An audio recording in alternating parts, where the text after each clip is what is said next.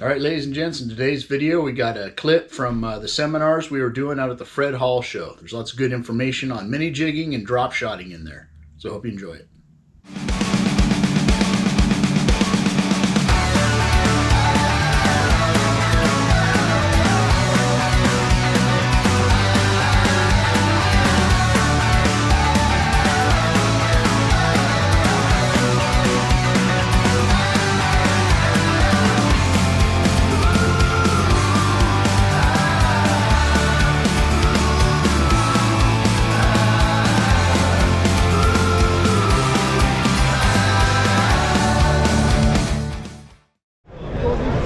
Alright guys, we're going to start this right now. First of all, I'll introduce myself. My name is Esteban McDonald. I am the owner of Golden State Fishing. We customize or make custom fishing lures for trout. Make mini jigs, minnows, all kind of ultralight gear. Everything you basically need. We actually have a booth over here, 604. So after this is over, if you guys want to go over there and check out the baits, we got everything you guys need for fishing. We do a lot of fishing in Southern California, Eastern Sierra, and also Utah, Pyramid Lake, all the good spots. So anywhere there's trout, we're going to go there or been there. So first we're going to start by playing a little video though for you guys, just kind of show you some of the stuff we do, and then after that we'll start it up.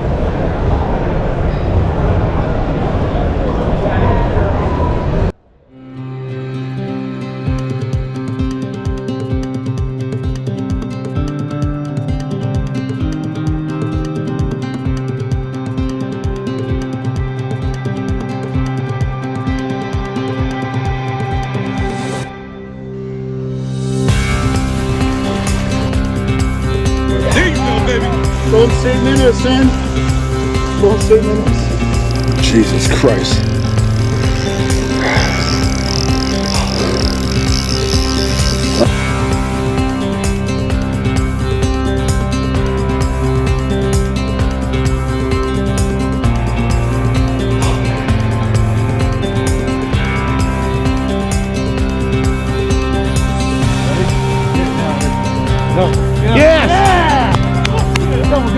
Wow! Hold!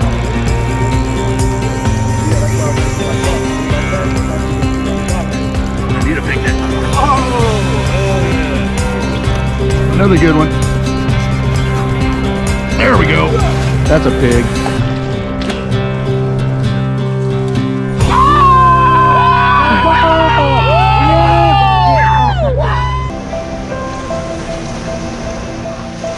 Now that's going to show you guys Pyramid Lake in Nevada.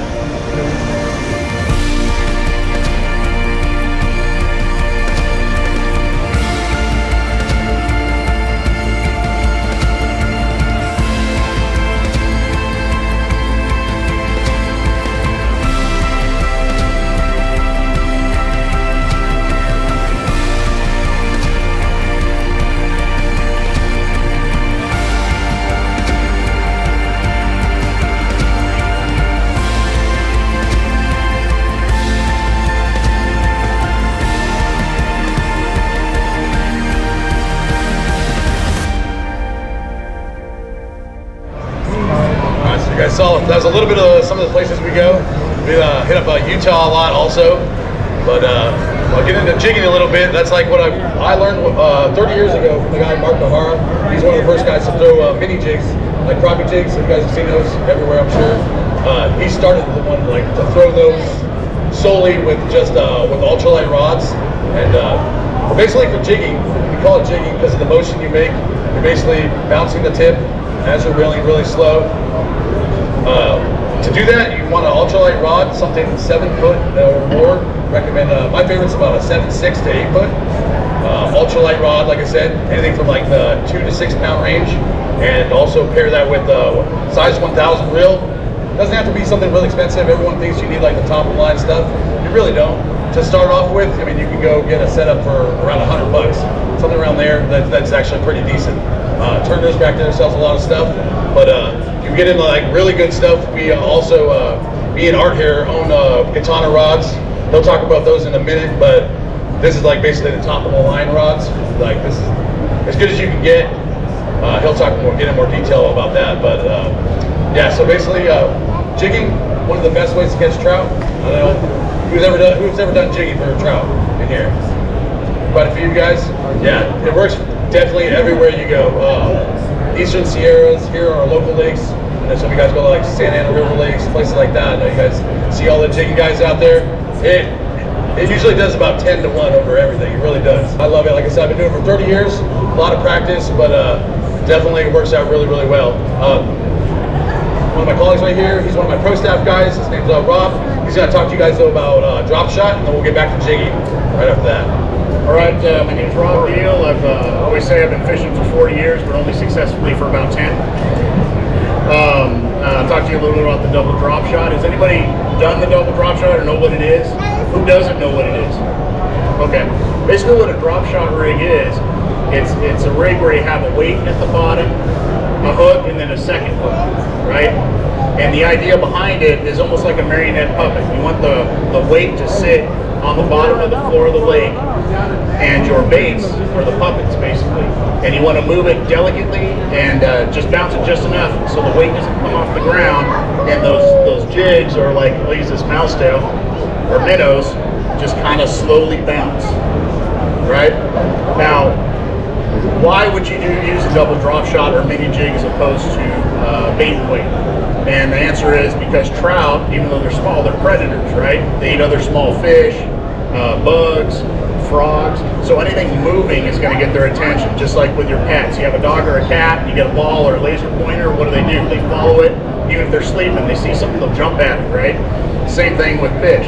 They have that, what's called a prey drive. So that's why anything moving usually will help out and help get strikes, even if they're not hungry. As opposed to, like out here in California, you got a 2-rod stamp, right? So what I like to do, I keep one bait and weight rod going, and with the other rod, I either throw mini jigs or drop shot. But I'm more comfortable with the drop shot, as mini jigging is a lot more of a finesse technique, and it takes a lot more finesse to get it right. Like Esteban and Art have been teaching me and mentoring me, but the drop shot is something anybody can pick up. You don't need the high-end gear. You can do it with any kind of rod, typically a spinning rod. I like between 7'6" and 8 foot, and a fast action. What a fast action, as opposed to a moderate action, is moderate action just has a softer tip. Like this one's more of a fast action where the tip doesn't whip like crazy. A moderate will have a lot more whip to it. And this is a Katana K5, one of my favorite drop shotting rods. You can use it for mini jigs, but it's a little bit stiffer, and it gives me a lot more control over my puppet or my drop shot in the water. Now, reels, any 1000 or 2000 series, you can even have a 500 series, will work. Your line, I'll go anywhere from 4 to 6 pounds, because again, it's not real light like a mini jig. You have a weight on there plus your 2 baits, so that even with 6-pound braid or mono or fluoro, you can get a decent cast with it. And that's usually typically why you go down with the lighter, thinner lines for mini jigging. It's just to get a good cast. That's all you're doing. Once you get it out there, working it back isn't the problem, right? As far as weights that I typically use, and they don't have to be drop shot weights, but I'll go anywhere from 1/16, which is really small, 3/32, a hair bigger, all the way up to an 1/8. So like say if it's real windy and stormy, I'll go to that 1/8 and throw it out so I can get it out to where the fish are, because just because it's windy and raining and all that doesn't mean the fish care. Lots of guys think like, well, if I'm having a bad time outside, the fish are having a bad time and they aren't going to want to bite. Not true. I've caught lots of fish in high wind and high rain. Just check my notes here. Oh, the hooks we use. Typically, I use number 8 mosquito hooks, but Esteban and Art tend to use number 10s. But that just comes down to personal preference. And neither one is wrong. It's just what are you comfortable with, what you have the most success with, if that makes sense, right? Oh, and before I go any further, we always like when we're talking, we don't want to be, I know it's a little dry. Ask questions. You have a question, put your hand up. It really helps us remember stuff and be like, oh yeah, I meant to talk about that. So feel free, if you have a question, raise your hand. Hey, go ahead.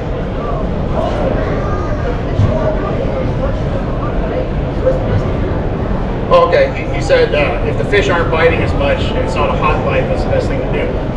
Usually what we'll do is we'll downsize our baits. So we have like say the 2-inch minnows we sell over at the booth. We also have what's called micro minnows. They're 1 inch, or the inch worms. and I'll drop shot those. And lots of times you just size down your bait because usually the fish are out there. Like say you got bit a couple times in a spot, maybe caught one, and then that was it. Fish are there. You just got to find what bait they want. And usually the best way to do that is downsizing. Also, another huge component, whether you're mini jig fishing or drop shot fishing, is speed. Slow, slow, slow. As slow as you can go. Because the fish want the easiest meal, right? And lots of times, you ever see minnows up at the bank? What are they doing most of the time? They're not darting around, they're just sitting there still, right? So lots of times when I'm drop shotting, I'll give it a few pops, stop, and as soon as I go to move it again, they'll hit. What's happening is the fish sees the movement, swims over and investigates, sees it stop, and is staring at it like, what is that? And as soon as it moves, it can't help it because of that prey drive, and it's going to smack it, right? That's the theory behind it, okay? Technique for drop shotting is great because you don't have to have a master technique. Just give it a little bit of movement. It's like I always tell the story, my lovely wife is sitting back there.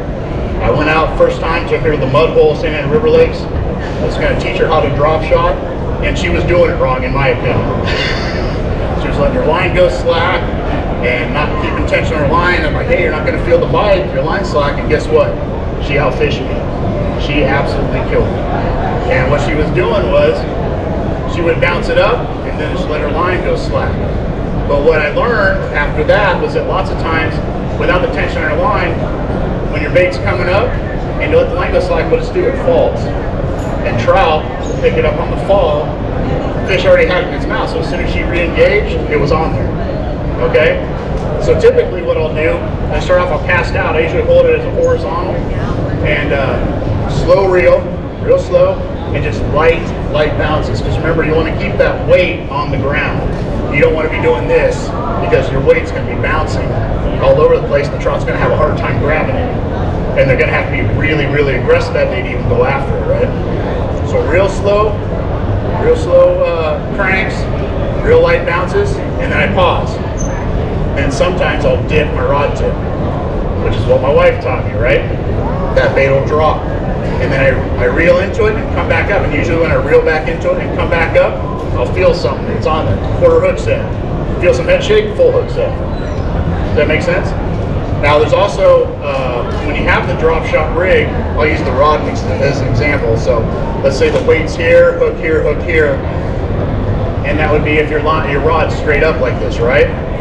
If you lower your rod tip, what's that going to do to your rig? It's going to lower it in the strike zone. And a lot of times when you're fishing a drop shot, you're in murky water. Usually in clear water, it doesn't work as well because, for one, like clear lakes, like say in the Sierras, why are they clear? Well, there's a lot of rock to filter it, and trees and all that kind of stuff. That's how the water gets clear.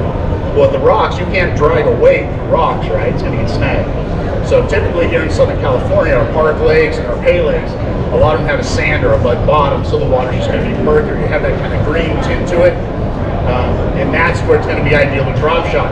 Well, they aren't going to be able to see as well, so you're going to need to go very, very slow, and the mini jig might not be as effective. In clear water, mini jigging all day, you can't drop shot. They're going to know. It's like kind of the seeing the strings in the puppet show. The trout are going to come and inspect it, and they're going to see what's up, and be like, no, I want that thing that's moving all over the place. So when you're in the murkier water, go slow, lots of positive. And the biggest thing to remember is where's the clearest part of the water when the water's real murky. So you want to know? The bottom, the very bottom. That's where it's clean. So all the trout that are in the water, the ones that want to feed are going to be on the bottom.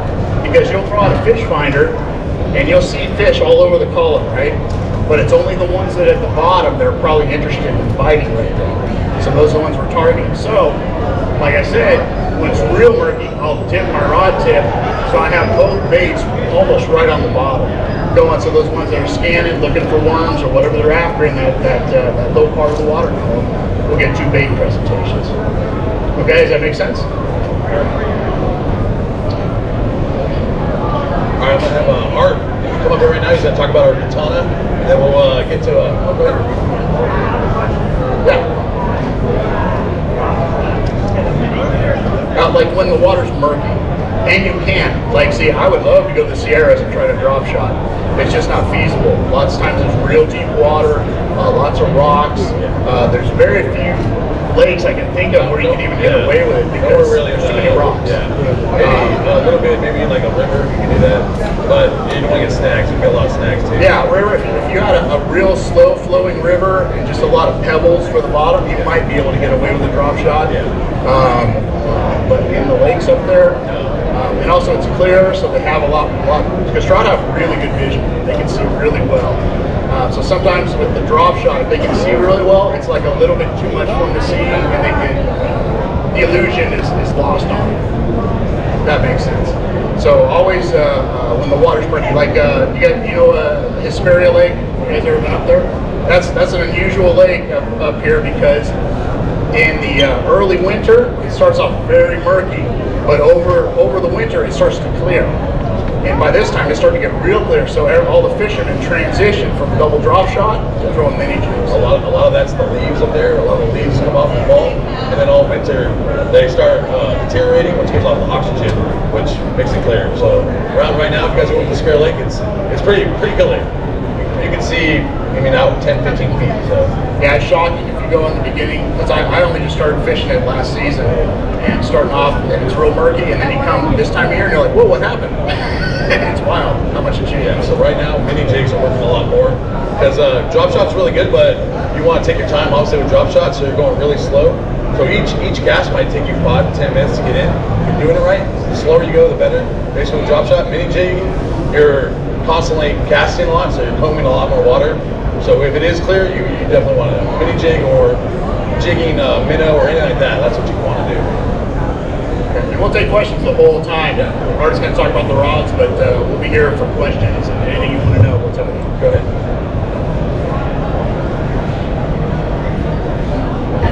What do I prefer?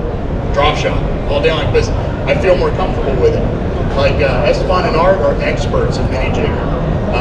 But drop shot is one of those techniques anybody can do it. You can pick it up day one and start catching fish. And I felt the first time I did it, I felt like an idiot. I felt like there's no way this is going to work. This is dumb.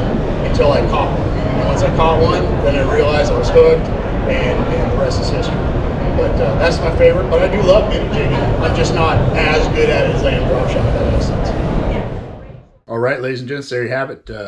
Good times out at the Fred Hall show. The camera, for whatever reason, just stopped recording at that point. So we missed the tail end with Art's katana rod presentation, but we got the rest in there. It was a great time out at the show. It was great meeting a bunch of you guys out there, and we had a good time. It was a lot of work, but it was a lot of fun at the same time. So with that, if you want any of the Golden State Fishing custom baits I use, I'll put the website right here. There'll also be a QR code up here. And if you type in code CSpanker at checkout, you get 10% off. Likewise with the RHA spoons I use and have such good luck with, I'll put the website right here. QR code will be right here. And if you enter in code GETHOOKED at checkout, you get 10% off as well. And if you want to check out the WaterLand sunglasses I use all the time when I fish now, the QR code again, click on that, and that will take you to a link tree, which will take you to the website. Give them a look. I absolutely love mine. And with that, coming up, probably going to be heading out to the Mud Hole, Lake Hemet, springtime fishing. So we're going to change a little bit of tactics. I might do a video on that. Night crawlers are going to start being used a lot more. RHA spoons are going to start being used a lot more. And some jerk baits. Jerk baits will start coming out. So we'll start getting into that, and hopefully get into some good fish and get you guys some good content. So as always, remember to like and subscribe. Make sure you check out my Instagram at CSpanker Outdoors, and you can hit the QR code to take you right there. And until next time, tight lines.